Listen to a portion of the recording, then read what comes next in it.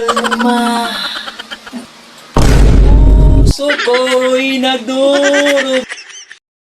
Hello guys, dahil mainit ngayon guys, magbababad tayo sa tubig. Siyempre, kailangan magbabad dahil sobrang init dito sa loob ng bahay. Mga kabulol, tara, samahan niyo ako. Okay nga lang daw. Yun nga guys, nandito tayo ngayon. Dito tayo magliligo, ayan o, sa banyera guys. Ayan o. Woo! Yan, dito tayo magliligo ngayon. Babad tayo dahil sobrang init ngayon. Ang daming nai-stroke, ang daming inatake sa puso, sobrang init guys. Kaya magbabad tayo. Dito tayo babad tayo, iwas tayo sa ano. Kailangan malakas tayo uminom ng tubig guys. Ito guys oh, kailangan malakas uminom ng tubig. Ayan o, buksan mo lang dito, ayan o. Ayan o, oh. Yan, dapat lasa yung uminom ng tubig para di tayo ma-dehydrate. Guys, dahil sobrang init ngayon. Ang daming naliligo ngayon sa dagat, tsaka sa beach. Yun guys, yan.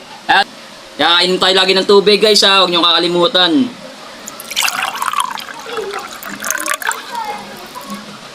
Yan, lagi tayong inom ng tubig para hindi tayo may stroke. Yan, sobrang init kasi guys, sobrang init. Napakainit talaga ngayon, sobrang init talaga guys. Kasi, kaya sa sobrang init ngayon, dapat lagi tayo nagbabad. Malakas tayo uminom ng tubig. Bata muna tayo habang naliligo tayo sa swimming pool. Sa ano pala, sa banyera. Kaya sa banyera guys, yan. Oh, yeah! Woo! Sarap! Woo! Baby kalma! Baby kalma! Baby kalma!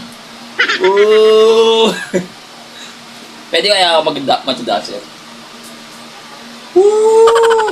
Baby kalma! Oh! Baby kalma! Parang si Raul lang eh. Sarap maligo guys, sobrang sarap. Babad. Woo! Baby kalma! Yo guys, sarap maligo guys. Yan, sobrang sarap maligo. Sarap. Ang puso ko'y nagdurugo na parang sinasaktan ng puso. Hindi ko alam yung kanta. Ang puso ko'y nagdurugo na parang sinasaktan ng puso. Halin ko na halang tayo, hindi tayo maramanta guys. Woo! Tayo tubig guys.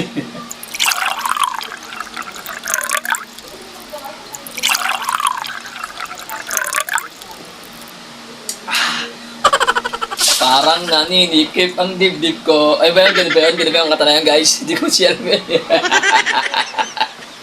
Ang puso ko. O saan nakakalam yung kanta na yan? Kantay mo nga. Hindi ko kasi episode eh. Sa ligo lang tayo guys. Ligo lang. Yun lang. At mainit. At mainit guys. Chill lang tayo. Daan yan. Kasi kailangan natin magkabad ng tubig sa sobrang init. Kahit sa gabi, sobrang init talaga guys. Sobrang init talaga. Tagaktak yung pawis mo. Kaya yung mga panggabi dyan na trabaho tulad ko, halos di rin nakakatulog na maayos kasi sa sobrang init. Kahit tutuwa ka ng electric po ng 2, 3, ang init pa rin ng singaw. Yan guys. Ligo lang tayo guys. Woo! Sarap, kaligo.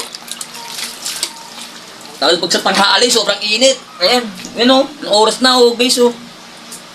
Alauna na, mag-alas 12 na. Alauna na, mag-alas 12 na. Alauna na, mag-alas 12 na.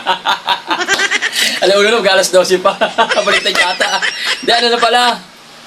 Alas 12 na, mag-alauna na guys. Yan.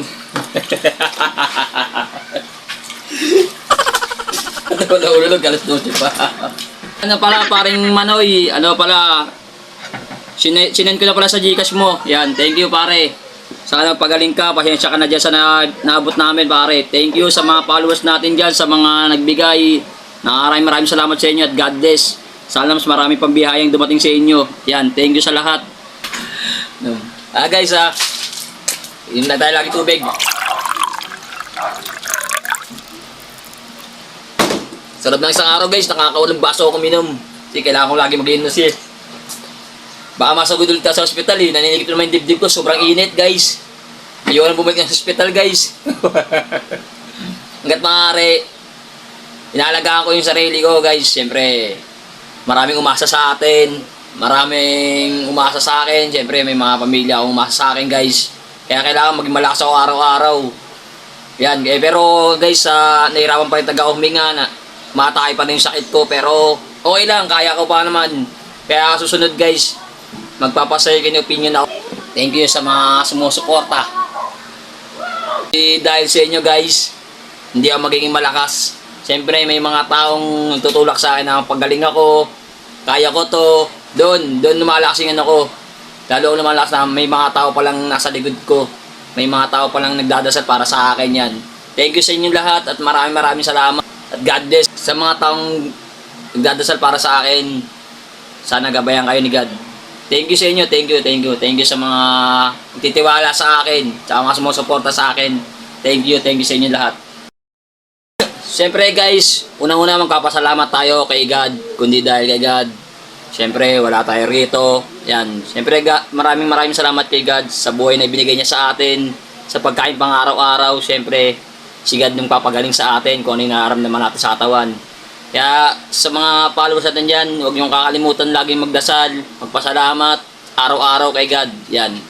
Maraming salamat sa iyo, God, sa mga tao ding sumusuporta sa atin, sa mga taong tutulak na lagi nagsasabi, kaya ko to, malagpasan ko yan, mga ganyang problema, guys. Yan.